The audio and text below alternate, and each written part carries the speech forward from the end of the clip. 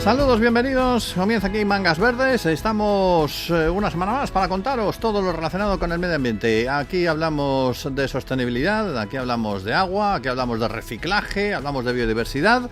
Hablamos de muchas cosas, todas ellas relacionadas con la naturaleza y el medio ambiente y la sostenibilidad. Mangas Verdes habla porque está en marcha gracias a Signus, garantizando la recogida gratuita de los neumáticos usados en cualquier taller de España que lo solicite para reciclarlos como drenajes, mezclas bituminosas, pistas deportivas y muchos otros usos. Infórmate en signus.es e infórmate de todo lo verde en este programa semanal que hoy cuenta en la realización técnica con Esteban Novillo y en nombre de la redacción el saludo en el micrófono de Pedro Pablo May.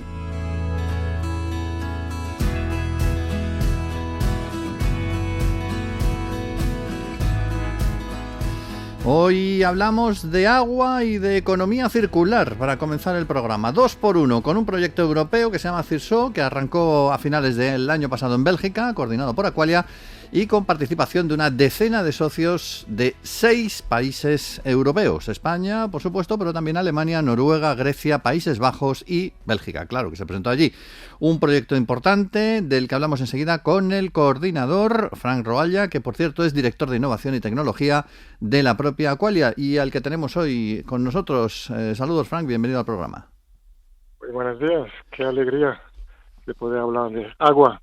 Sí, porque el agua es un problema perenne en España, pero cada vez más también en el resto de Europa, el buen uso del agua y su economía circular, ¿no? Nadie puede sobrevivir 3 días sin agua, pero todo piensa que es automático, que cae del cielo y que no hay que cuidarlo. Entonces, ahí estamos intentando de sensibilizar a la gente que el agua es el bien más valioso que hay. Así es. ¿En qué consiste exactamente este proyecto? ¿Qué es lo que busca? Y CIRSO justamente busca de atraer la atención sobre la circularidad del agua, que es un elemento esencial en toda la actividad humana y que hay que cuidarlo y hay que mejorar su gestión para que siempre lo tenemos en la calidad y la cantidad que necesitamos. Hay algunos puntos concretos que se van a desarrollar, por ejemplo, identificar fuentes de agua alternativas, ¿no? Exactamente. Al final, CIRSO es una federación de muchos proyectos.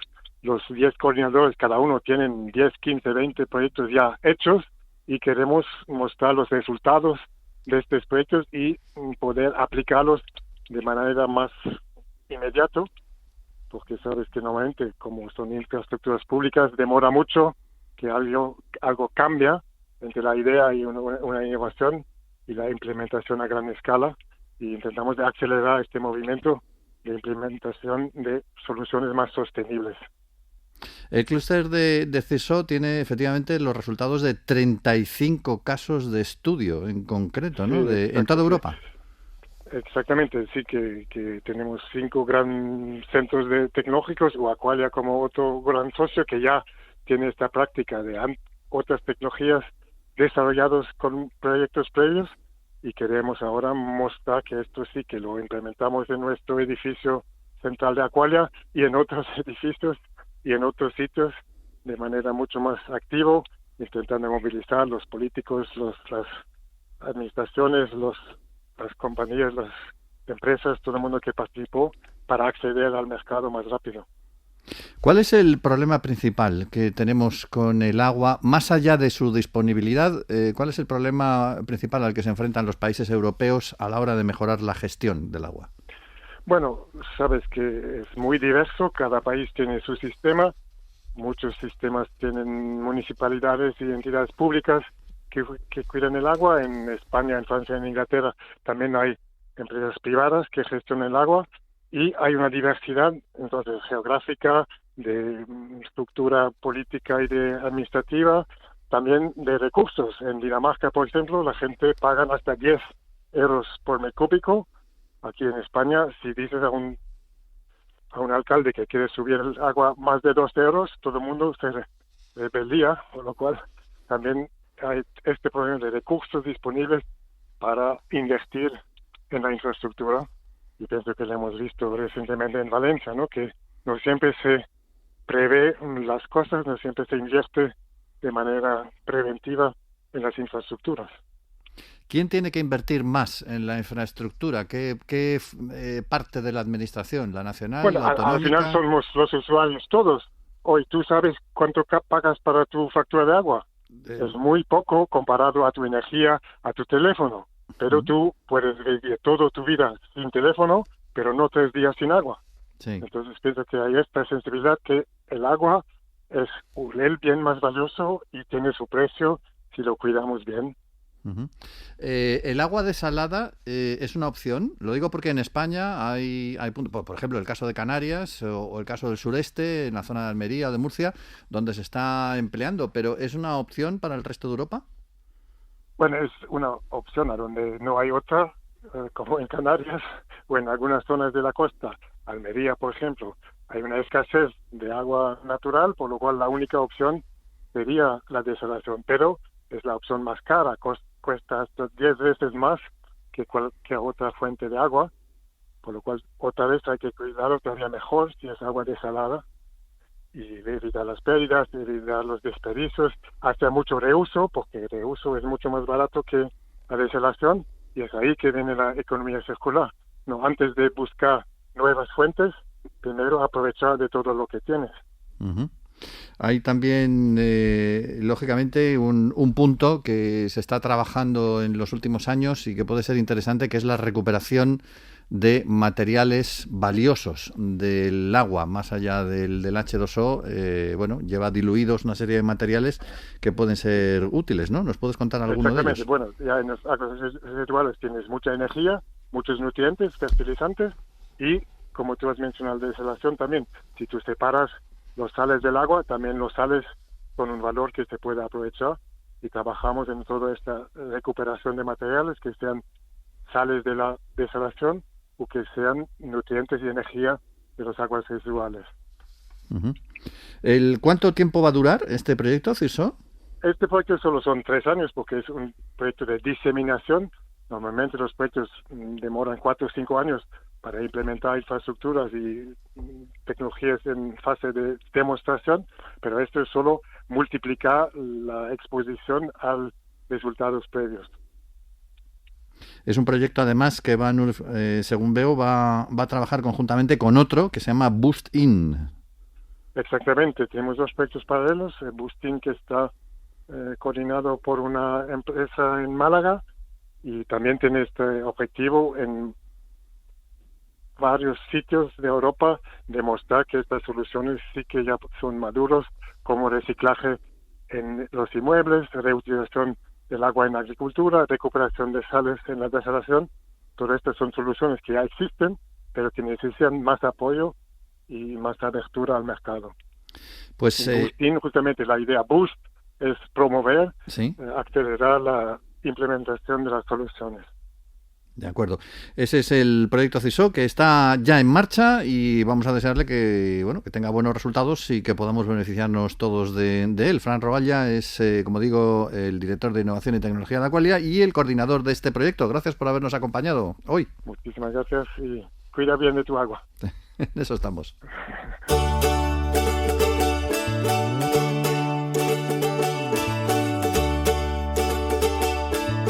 Vive en verde con Mangas Verdes.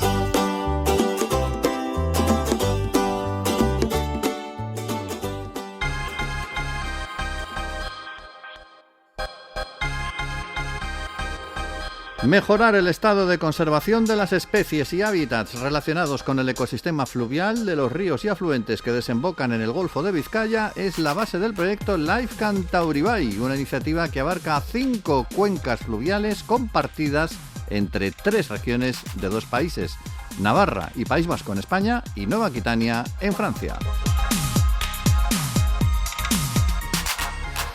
Avances en el proyecto Cantauribay. El salmón ya puede navegar por toda la regata de Artesiaga en la cuenca del Baztán Bidasoa después de la eliminación del azud del molino de Arrayoz en Navarra, que llevaba años en desuso y que hasta ahora suponía el límite de distribución de la especie en la región. Gracias al derribo de esta barrera fluvial artificial, Los salmones y otros peces podrán acceder a la parte alta de la regata con aguas más frescas, más oxigenadas, algo que es vital para su supervivencia.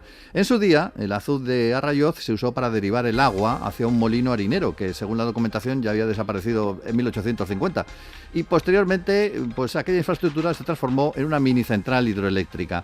Este tipo de infraestructura no retiene agua, lo único que sirve es para, aprovechando la corriente, dar más fuerza al molino o a la central, en este caso. Y mantenerlo suponía una barrera para especies migradoras como el salmón, la trucha, la anguila o la burtaina, que eran incapaces de superarla, dada la altura de casi 3 metros del azud. Y bueno, la escala construida para facilitar su paso pues dejó de ser funcional debido a la cantidad de sedimentos y cantos rodados que arrastra el río, que la obstruían constantemente. Así que los trabajos han consistido en demoler y retirar el paramento de esa infraestructura hasta su cimentación, aunque se ha conservado parcialmente el estribo izquierdo y la escala de artesa existente se ha rellenado con piedras y cantos rodados para dar estabilidad a la margen derecha. Otra actuación parecida en la zona ha sido en el azud de la serrería de Irurita, a escasos metros aguas arriba de la de Molino de Arraioz, y que se encontraba ya parcialmente derruida. Allí, la labor se centró en garantizar su permeabilidad para los peces migradores todo el año, retirando los sillares centrales, aunque se han conservado los estribos. Estas intervenciones forman parte del plan para derribar 25 barreras en desuso que nada tienen que ver con los embalses para retener el agua de consumo. Un plan que también prevé construir pasos para peces en otras 7 zonas para mejorar el estado de ríos compartidos entre Francia y España dentro de este proyecto. De esta manera, el salmón y otras especies fluviales podrán llegar a mejores sitios de desove con aguas más frescas y, esperamos, recuperar su población. Hay que recordar que en los últimos años pues el número de salmones ha caído de forma importante en la zona. Ha obligado a vedar su pesca en Navarra en 2023 y 2024 por ese descenso del número de ejemplares. Esperamos que con estas intervenciones se pueda recuperar. La fragmentación, la mortalidad de las especies clave y las especies exóticas invasoras son algunos de los problemas que comparten las 5 cuencas fluviales del Oria, Urumea, Bidasoa, Laniv y Lanivel. Life Cantabria Bay busca ayudar a resolverlos. Life Cantabria Bay, ríos de vida.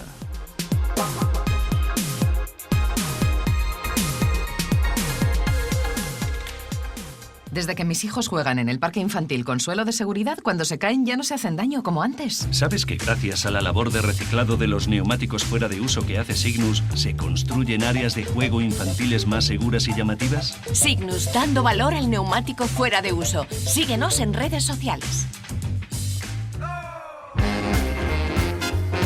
Mangas Verdes, pasión por el medio ambiente.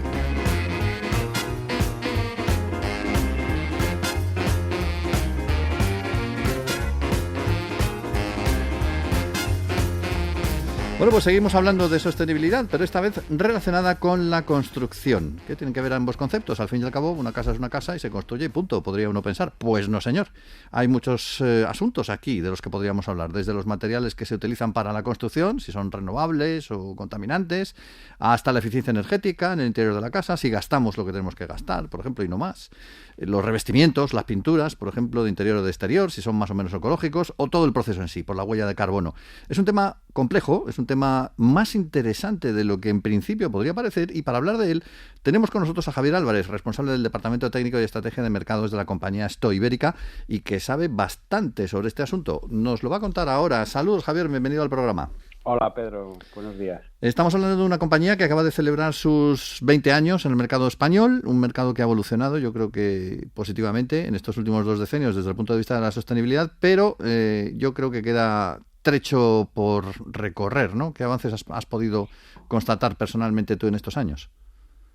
Sí, queda por recorrer bastante camino. Avances tenemos muchos, ¿no? Desde, por ejemplo, los metros cuadrados, ¿no?, que ejecutamos al año en rehabilitación energética, donde, bueno, es el punto donde desde esto somos tenemos más conocimiento y somos más fuertes. La rehabilitación energética, el mercado ha ido aumentando. Por ejemplo, estoy viendo aquí una gráfica donde en 2020 pues teníamos en España, hacíamos 3,6 millones de metros cuadrados de SATE. Hoy en día podemos estar hablando en torno a 5 millones de metros cuadrados.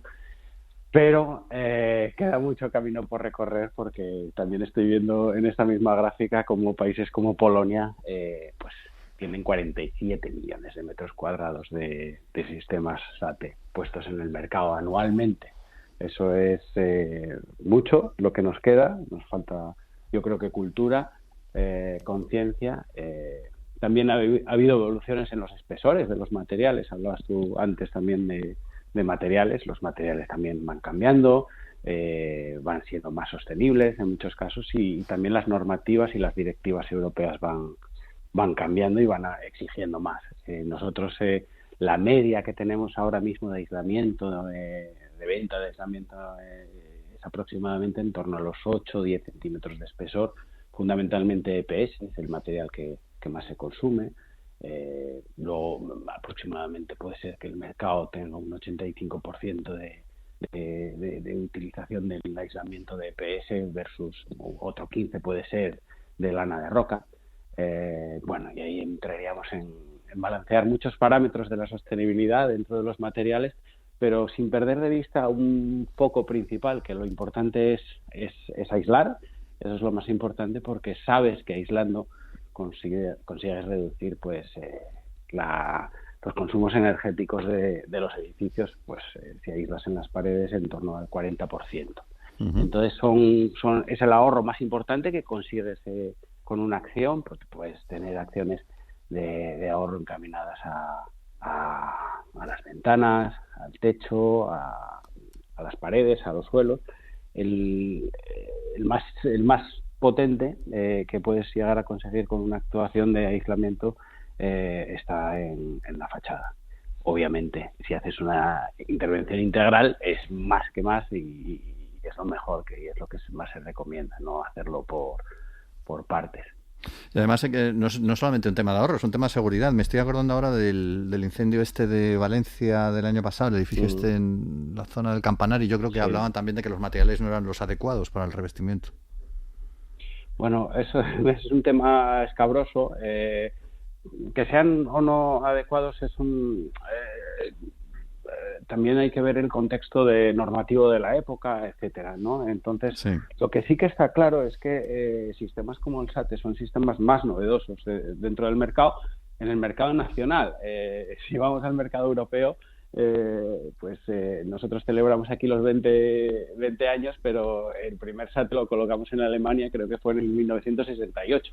Sí, eso te iba a preguntar. En comparación con otros países, ¿cómo andamos aquí en ese sentido? Bueno, pues te puse el caso aparte de Polonia, por ejemplo, 47 millones, de Francia, 15 millones de metros cuadrados.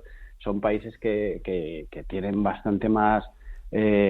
Alemania, 30 y pico millones de metros cuadrados. Sí. Es decir, tienen bastante más bagaje. Las directivas no se están viniendo de Europa. La conciencia, yo estoy en muchos comités con colegas europeos de esto, y ves la diferente percepción de según qué país.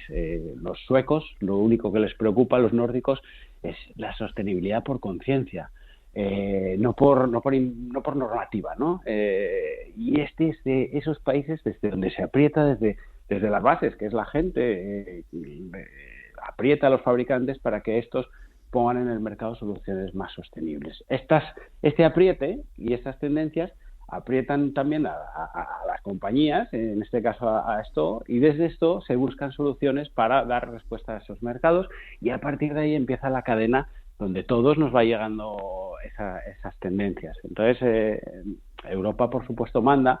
Lo que hablabas tú de los materiales y del tema del fuego, por ejemplo, sí. Pues por supuesto evolucionan los materiales, y los espesores también, como te decía antes, están evolucionando y aumentando. A mayor espesor, pues puedes tener más cargas de fuego. Claro. Y por tanto, tienes que adoptar medidas estratégicas para limitar la propagación por fachada de un incendio, ¿no? Por eso existen las barreras cortafuegos, por eso nosotros pertenecemos también a ANFAPA, que es la Asociación Nacional del SATE, donde también estamos promoviendo estrategias proactivas para acudir también al Estado, al gobierno, para que promueva estas buenas prácticas de las cuales tenemos experiencia, por lo que te digo, venidas de Europa, para implementarlas aquí, y que todas estas evoluciones con cada vez más exigencias normativas de la nueva directiva europea, que será traspuesta en breve a la legislación nacional y nos vendrá a modo de cambio normativo, donde nos exijan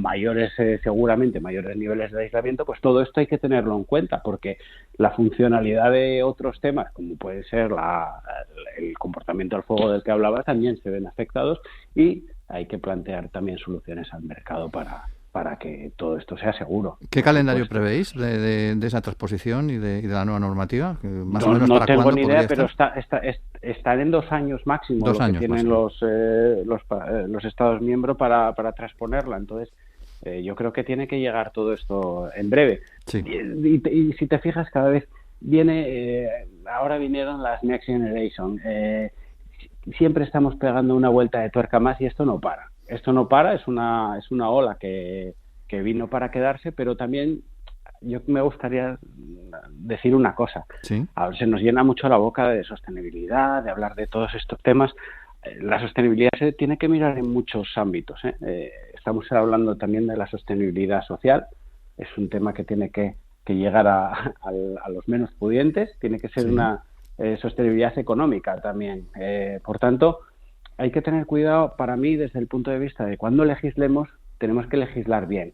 Es decir, si exigimos ciertas cosas que te lleven o te orienten a soluciones que al final vayan a ser muy costosas en el mercado y no estén accesibles a la mayoría de la gente, porque la pobreza energética ahí está. Somos un país con mucha pobreza energética. La obsolescencia del mercado de la vivienda está ahí. La mayor parte de las viviendas tienen más de 30 años sin rehabilitar. Entonces, yo creo que las administraciones tienen que conjugar todos estos parámetros y primando una cosa sobre todo ello, que es la calidad. Porque toda esta parte de la sostenibilidad, si haces un sistema en una fachada, rehabilitas una fachada y a los 5 días, bueno, quien dice 5 días es 1 año, 2 años, la tienes hecho un Cristo y tienes que volver a rehabilitarla, esa es la muerte, ¿no? Entonces, desde esto promovemos, antes que otros parámetros, como puede ser un poco más o menos consumo de kilos de CO2, que eso está muy bien, promovemos otra cosa, que es la calidad, que te dure. Y el sistema tiene que durar 40 años.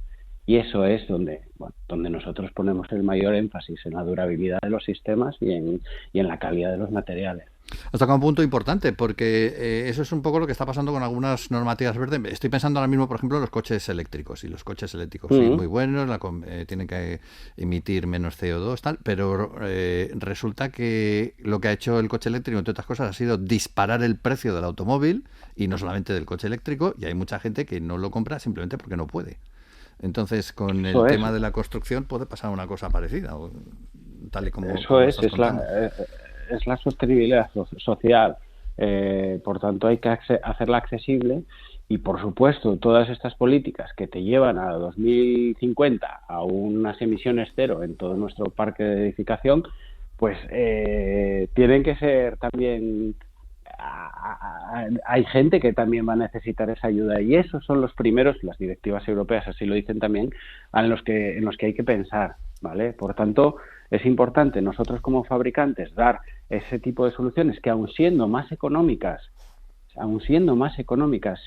voy a poner un ejemplo muy claro, sean accesibles al resto de la gente, pero sigan manteniendo la calidad. El ejemplo es: yo te doy la solución más sostenible que podemos tener. Imagínate, un aislamiento de fibras de madera. El consumo de kilos de CO2 es negativo por el balance que te da el árbol durante la vida útil. Con un mortero armadura libre de cemento mineral. Vale, lo más sostenible que tenemos ahora mismo en el mercado. Un sistema con hablabas tú al principio del programa, con muchas con pinturas o revocos con tecnología, ¿vale? Que sean tecnología, tenemos principios biónicos de tecnología que hacen que las fachadas sean más duraderas y tengan funcionalidades, pues, por ejemplo, que te la mantenga seca, que el color no se pierda, para evitar ser pintada o repintada a los pocos años, etcétera. Este sistema pues tiene un precio y tiene un coste, por supuesto, es un coste, pues bueno, elevado, pero está ahí. Al que quiera ser más sostenible, el que quiera llevar la sostenibilidad por bandera, tiene esa posibilidad y hay que dar esa posibilidad porque los que lo tengan por conciencia tienen que tener esa oportunidad. Por otro lado, tienes otro tipo de sostenibilidad, que es alguien que puede ser que no lo tenga por conciencia, pero que sea por normativa y mandatorio, pero que no tenga la capacidad económica para llegar a ello. Pues existen sistemas que son eficientemente, desde el punto de vista, por ejemplo, de la transmitancia térmica del aislamiento, incluso mejores que esa fibra de madera, como puede ser el EPS. Lo que pasa es que penalizas en el material que no es un material regenerable en la naturaleza, como es el derivado del petróleo versus el derivado de los árboles, ¿no? Entonces, ¿estamos dispuestos a penalizar eso? Pues mi respuesta es clara, es por supuesto que sí, cuando favoreces esa sostenibilidad social, esa accesibilidad universal al derecho a tener una vivienda digna con unas condiciones de confort que es lo que se está promoviendo. Por tanto, tenemos que ser cautos en balancear las cosas y no, bueno, pues no disparar con cañonazos y ser un poco más finos, ¿no? A la hora de legislar, por ejemplo. Una última pregunta. En España, por la situación del parque inmobiliario aquí, se ha hablado mucho de que más que construcción, el negocio puede estar en la rehabilitación. Ese puede ser un momento para recuperar pues eficiencia energética, por ejemplo, en edificios antiguos que necesiten esa rehabilitación. Sí, nosotros, por ejemplo, nuestro mayor foco, si bien es cierto que también estamos en la vivienda nueva, nuestro mayor foco está en la rehabilitación. Ajá. Y la rehabilitación, bueno, yo creo que tiene un recorrido muy amplio. En este caso, el sistema SATE es un sistema muy moldeable, es hacer una segunda piel a lo que ya tienes. Por tanto, es fácil de resolver técnicamente. Existen soluciones donde ahora hay un abanico enorme de posibilidades de acabados, donde no tienes una libertad creativa de diseño muy amplio y estás haciendo las dos cosas a la vez, rehabilitando. Además es que estás rehabilitando tu edificio y tu edificio, si le cambias la cara a la fachada de tu edificio, eso recupera un valor también económico de cara a una futura venta o a lo que sea, ¿no? Entonces tienes dos beneficios. Uno, el beneficio de tres beneficios: ahorrarle kilos de CO2 al planeta, ahorrártelos a ti, a tu confort térmico dentro de la casa, que eso es fundamental, vivir, eso es calidad de vida, tener un buen confort térmico dentro de la casa. Y luego, por otro lado, también estás haciendo un valor que le estás dando al edificio, pues porque le estás cambiando totalmente la estética y la cara. La rehabilitación es el futuro para mí. Ajá. Pues ahí tenemos el tema. Javier Álvarez es el responsable del Departamento Técnico y Estrategia de Mercados de Stoa Ibérica. Gracias por habernos contado todo esto y bueno, y otros 20 años repetimos la entrevista, y eso. Venga, ahí estaremos para contarlo, Pedro. Gracias. Muchas gracias.